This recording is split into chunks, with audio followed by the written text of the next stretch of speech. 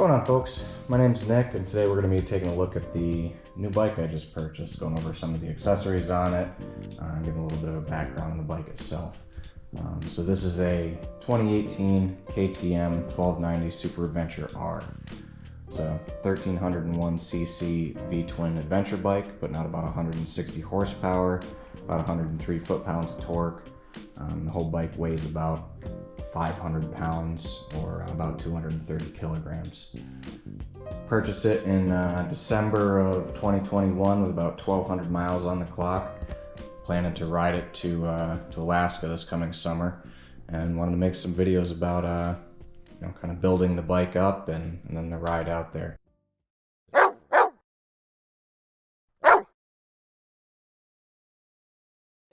The first accessory we're going to be looking at is the KTM Power Parts skid plate. When I was originally starting to look at this bike and spec out accessories and everything for it, I was originally planning on getting the Touratech Rally Form skid plate. It's one solid piece of aluminum. It's kind of formed to offer a little bit more protection for the bike, and the engine and the mounting system for it is a little bit lighter than these big steel bars that KTM uses. Next accessory we're going to be looking at is the KTM Power Parts intake pre-filters. So these are little foam filters that bolt into the intakes of the bike and offer a little bit more protection and filtration for the air box, keeping some of the sand and grit from getting in there and clogging up your filter. It's a little bit easier to clean these guys than it is to clean the air filter itself in the air box. You don't have to pull the tank, these just pop out with a single bolt. Next we're looking at the KTM Power Parts Rally foot pegs. So these are easily one of the first accessories I would ever stick on one of these bikes. They about double the width of the stock foot pegs. They make a huge difference for highway riding. Just having that extra space on there and the full width of your boot to move around on really helps with highway fatigue and stability off-road. So like I said, this is easily one of the first accessories I would stick on this bike. Next, we're going to be looking at the KTM side stand foot. This is something you bolt onto your side stand to give it a little bit more surface area and all that. So when you're leaning this 500-pound bike over in the mud, you don't sink in and risk tipping the bike over. It gives it a little bit more surface area to push down on. So next we're going to be looking at the KTM case carrier racks. So these are steel tube racks that bolt on and let you attach luggage, panniers, whatever you want to call them. I'm not a big fan of racked luggage. The rack does offer a little bit more protection for the bike in case you dump it off-road or something. But in my mind, you've got a pretty real risk of getting tangled up in that rack. And even worse if you've got luggage on there and you get tangled up in that. It's really easy to break a femur or tear a knee off-road if you lay the bike over and get your legs tangled in your luggage. My plan for this is to kind of take these off, sell them, recoup a little bit of the cost, and toss on a set of the Wolfman soft luggages for the back. So next we're going to be looking at kind of the centerpiece of the accessories on this bike. This is the carbon and titanium Krapovich slip-on exhaust. So this is the one offered by KTM Power Parts. It's about $1,200 list. So, in my mind, I think you've got a lot better options out there in terms of sound and weight reduction and performance. It's pretty amazing the cost of this thing for the minimal decrease in weight, increase in sound and performance. Originally when I was speccing this bike out, I was planning on getting the Yoshimura Heptaforce end can. I'm going to try drilling the rivets on the carbon end cap on this, pulling the DB killers out and seeing what that'll do. For $1,200 list, I can probably sell it used and get enough money back to get a Heptaforce if that doesn't work.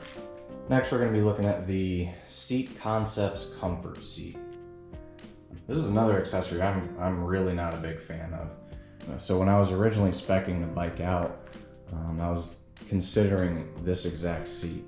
I'm happy I didn't buy one myself. This is about a $320, $350 seat, depending on the options you get for it.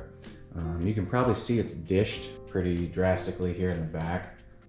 If you're a taller guy, this seat might work for you. I'm about 6 foot, dead even, about 190 pounds. And when I'm sitting with the back of my cheeks against that little ledge, my hands are about 3 inches from the handlebars comfortably. It forces me to lean forward quite a bit. I also don't like how it kind of locks your hip into that dish. I like to move around quite a bit when I'm on a bike. Even on the highway, I'll dangle, sit on the side of your leg and hang my other leg and both my cheeks right off the side of the bike to kind of get some blood flow back into them. When you're pushing longer miles, I think having the ability to move around on a bike is pretty critical. So using a seat that locks you into one position for a long time is a real good way to build pressure points and lose feeling in your legs. Luckily, when I picked the bike up, the previous owner included the stock seat with it. So that's what I used to ride back to upstate New York from Ohio, and that seat worked perfectly fine. I may look around and see other seating options, but for right now, I'm gonna stick with the stock seat and more than likely sell this one. Next, we're looking at the Michelin Anarchy tires. So these are the tires that the previous owner put on the bike. You can tell they're obviously not the TKC 80s that the bike comes with stock.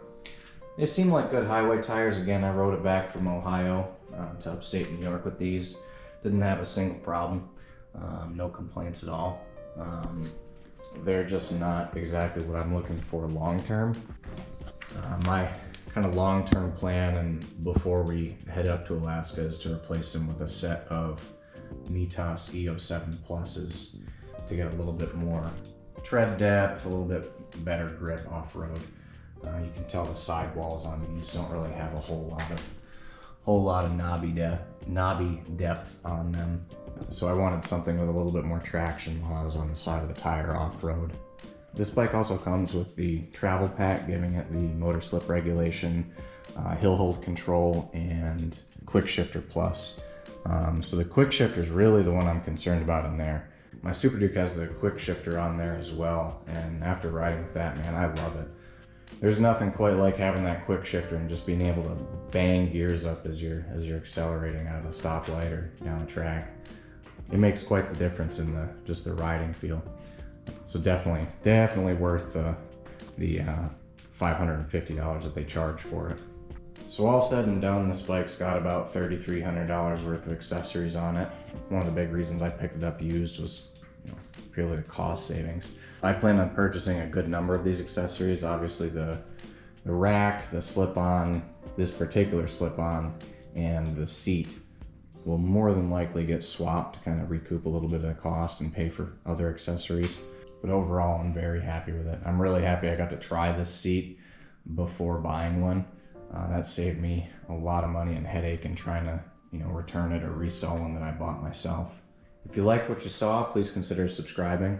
Got a lot of plans for this bike, both kind of garage videos like this, working on adding accessories to it, doing mods like the tearing down the Akrapovic exhaust. If you guys have any questions about the bike, leave them below. Any comments on anything you'd like to see with it, also leave them below, and we'll try to make some videos and address those. Thanks folks, see you in the next video.